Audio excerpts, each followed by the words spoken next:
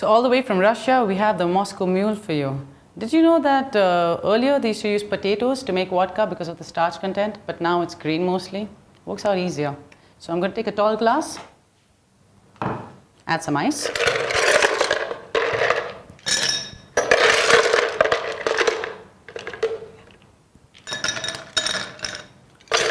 This drink is going to be built up. Take the Larvar vodka, 60 ml. Yeah. Okay. Now I've got some ginger ale to top it up with, a squeeze of lemon thereafter.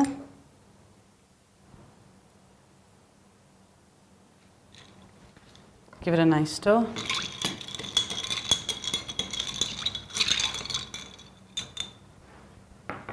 And a slice of cucumber as your stirrer. Cheers.